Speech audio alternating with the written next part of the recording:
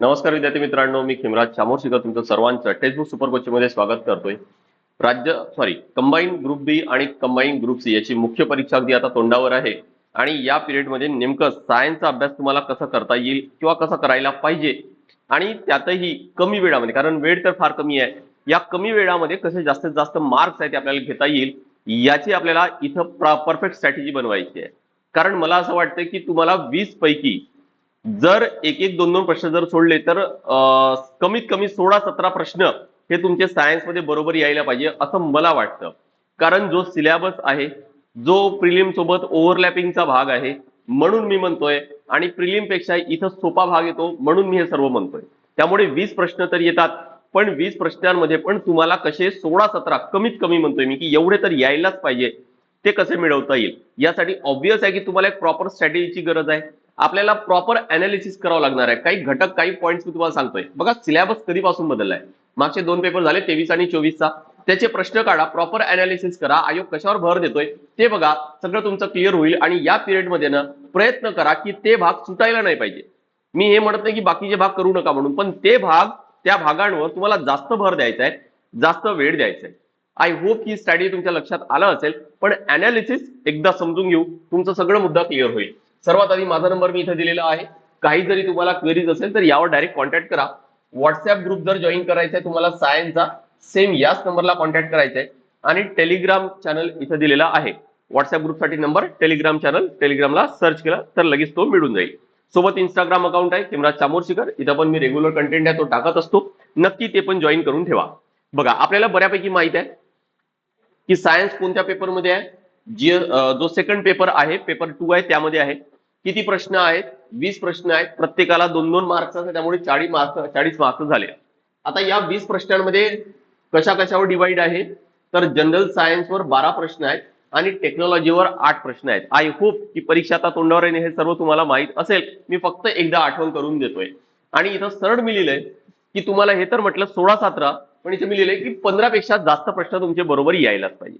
मी असं का म्हणतोय, परत एकदा अनालिसिस बघा. कारण मी या आधी पण हा व्हिडिओ बनवलाय, थोडक्यात सांगतो लगेच. सामान्य विज्ञान आणि तंत्रज्ञान हा आहे सामान्य विज्ञानचा भाग आणि हा आहे तंत्रज्ञानाचा भाग. हा जो भाग आहे हा प्रिलिमला जो होता तोच भाग आहे, काही वेगळा नाही. उलट एवढं लक्षात ठेवा की प्रिलिमच्या भागामध्ये आपल्याला भौतिकशास्त्र, रसायनशास्त्र, प्राणीशास्त्र, वनस्पतीशास्त्र आणि आरोग्यशास्त्र पण दिलेलं आहे. प्रिलिम मध्ये, पूर्व परीक्षेमध्ये इथं आरोग्यशास्त्र कुठेही लिहिलेलं नाही आहे. प्रश्न येणारही नाही, आतापर्यंत विचारलेलंही नाही. त्यामुळे तो करू नका.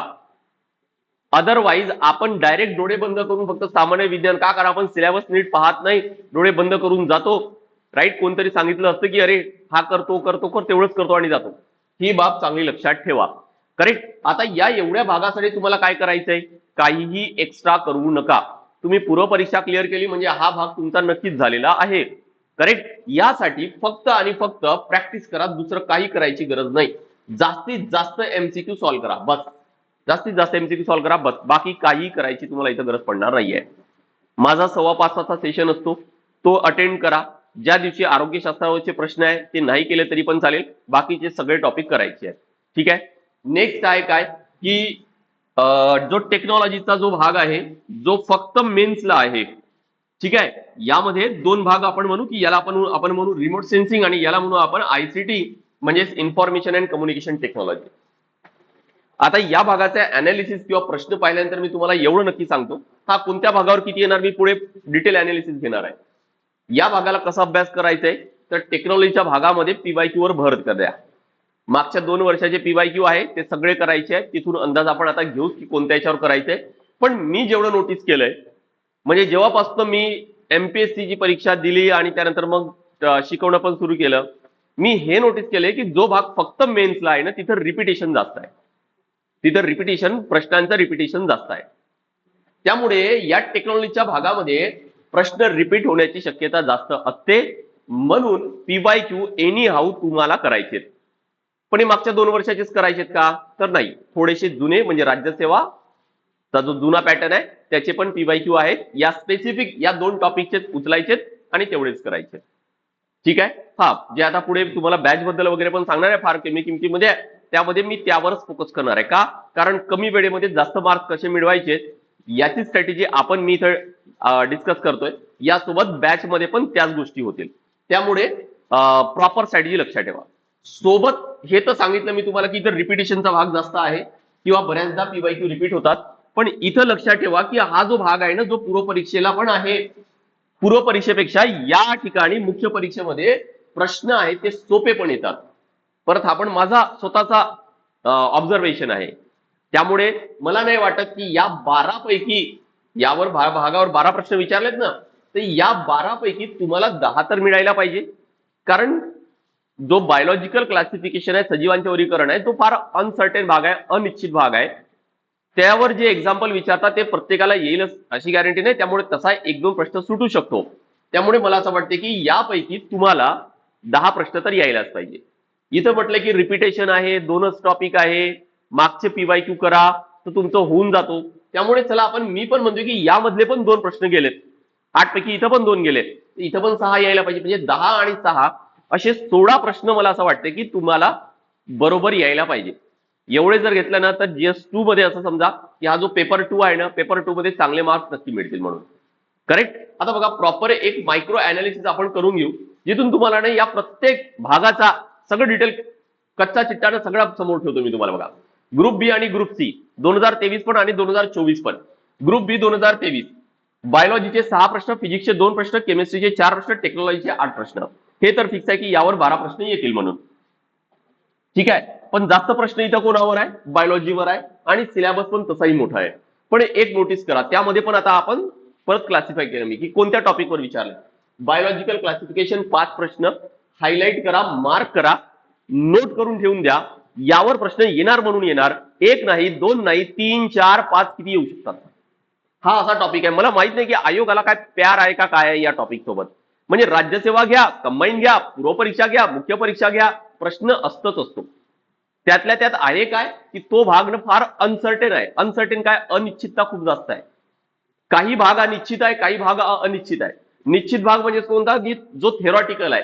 जसं प्राण्यांचे वर्गीकरण जर करतोय तर ऑर्थ्रोपोडा काय आणि मोलुस्का काय हा चांगला तुम्ही करताय ना, किंवा इतर वर्गीकरण त्यावर येतीलच. पण त्यांचे एक्झाम्पल हे कुठून आयोग विचारेल याची गॅरंटी नाही. तरी पण मी एक अॅनिमलचे जे एक्झाम्पल्स आहेत त्यांच्या प्राणी संघानुसार किंवा वर्गानुसार पूर्ण एक लिस्ट बनवलेली आहे.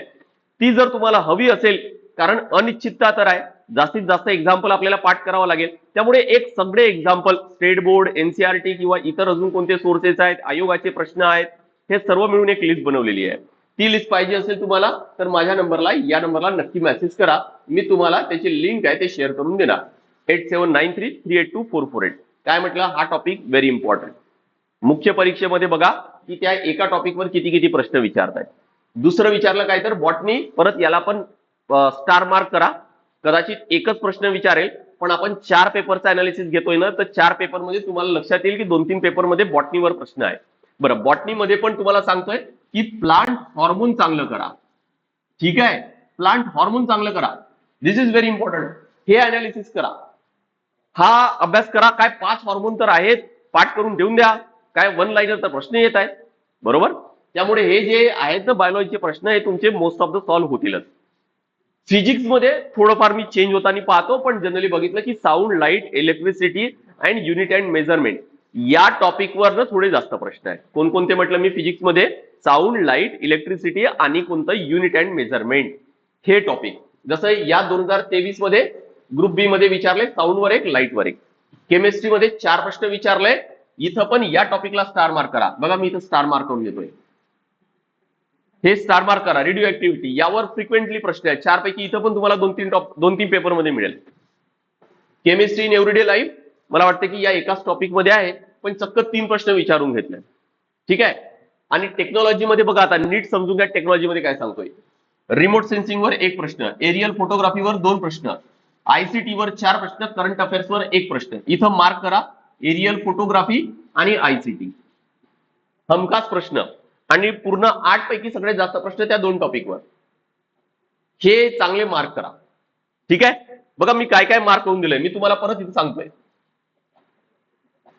काय काय मार्क करून दिलंय. क्लासिफिकेशन करायचंय, बॉटनीमध्ये प्लांट हार्मोन करायचंय, त्यानंतर रेडिओ ऍक्टिव्हिटी करायचंय. ठीक आहे. इथं एरियल फोटोग्राफी करायचंय आणि आयसीटी करायचंय. मी हे म्हणतोय की हे जे रेड कलर मध्ये मी हायलाइट केलंय ना, हे समजा की हे टॉपिक प्रायोरिटी बेसिसवर एनी हाऊ हे व्हायलाच पाहिजेत असे. ठीक आहे, चलो पुढे वळू, आपण पुढच्या दुसऱ्या पेपरचा अनालिसिस करू. ग्रुप बी 2024 परत बायोलॉजी 6 प्रश्न, क्लासिफिकेशनवर आलाच, बॉटनीवर आलाच प्रश्न. ठीक आहे, नेक्स्ट युनिट अँड मेजरमेंट तुम्हाला म्हटलं होतं की येणार म्हणून, यस. केमिस्ट्री आणि फिजिक्सवर एकच प्रश्न विचारलाय आणि केमिस्ट्रीवर चक्क 5 प्रश्न विचारून येतात. हा बघा रेडिओ ऍक्टिव्हिटी सांगितलं होतं मागच्या वेळेस, पिरियॉडिक टेबलवर 1, कार्बन वर 1, मॅटरवर 1. टेक्नॉलॉजीमध्ये बघा 8 प्रश्न.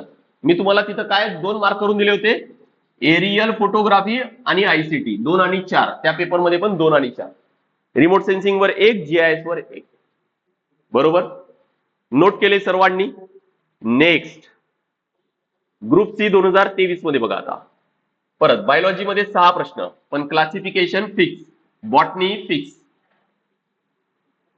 फिजिक्स मध्ये 3 प्रश्न विचारलेत, unit and measurement second time आलाय, लाईट सेकंड टाइम आलाय हा. ठीक आहे, केमिस्ट्री मध्ये रेडिओ ऍक्टिव्हिटी आला परत, ऍटम वर 1, ऍसिड बेस वर 1. टेक्नॉलॉजी मध्ये परत बघा एरियल फोटोग्राफीवर सरळ 3 प्रश्न. इथं रिमोट सेन्सिंग वर प्रश्न नाहीये आणि आयसीटी वर 4 प्रश्न आहे, जीआयएस वर 1 आहे. करेक्ट, लक्षात येत आहे का की रिपीट किती रिपीट होत आहेत. मेन्स मध्ये तुम्हाला म्हटलं ना की रिपीट होतात. आयोगाला माहित नाही की मेन्सची पेपर तयार करायला कंटाळा येतो की काय येतोय. तर सो हा अनालिसिस चांगला करा, दिस इज व्हेरी इम्पॉर्टंट. करेक्ट. आणि बघा आता शेवटचा पेपर ग्रुप सी 2024 चा पेपर, बायोलॉजी परत किती 6, क्लासिफिकेशनवर आहेत, बॉटनीवर आहेत. फिजिक्स साऊंड आणि करंट आहे. मी तुम्हाला म्हटलं ना फिजिक्स मध्ये साऊंड करा, लाईट करा, करंट करा, युनिट अँड मेजरमेंट करा. रेडिओ ऍक्टिव्हिटी आहेत. ठीक आहे, chemical reaction, acid base and other. ठीक आहे, नेक्स्ट रिमोट सेन्सिंग वर 1, एरियल फोटोग्राफी 2, जीआयएस 1, आयसीटी 4. काय लक्षात येत आहे की काही टॉपिक असे आहेत ग्रुप बी ग्रुप सी मध्ये मेन्स मध्ये ज्यावर दरवर्षी प्रश्न विचारले जात आहेत. दरवर्षी आहे. कोणकोणते आहेत परत एकदा मी इथं लिस्ट तयार करून घेतोय. काय आहे बघा, बायोलॉजी मध्ये काय आहे तर बायोलॉजिकल क्लासिफिकेशन, करेक्ट. आणि त्यासोबत काय तर बॉटनी मध्ये प्लांट हार्मोन आहे ते चांगले करा. फिजिक्स मध्ये काही 2-3 सांगितलं पण असं काही फिक्स नाहीये इथं, त्यामुळे एक काम करतो फिजिक्स मी इथून स्किप करतोय. आपण युनिट अँड मेजरमेंट करून ठेवा कारण तो पूर्ण फॅक्च्युअल भाग आहे. ठीक आहे, केमिस्ट्रीमध्ये एक टॉपिक तुम्हाला सांगितलंय मी, रेडिओ ऍक्टिव्हिटी. ठीक आहे, टेक्नॉलॉजी मध्ये मी तुम्हाला सांगितलं की एरियल